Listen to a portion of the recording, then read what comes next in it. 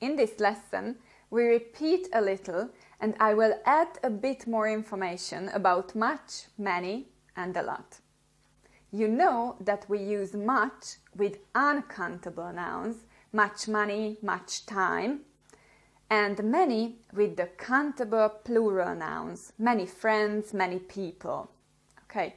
You also know that we can use a lot of and lots of with both types of noun. A lot of friends, countable. A lot of money, uncountable. That's what we know already.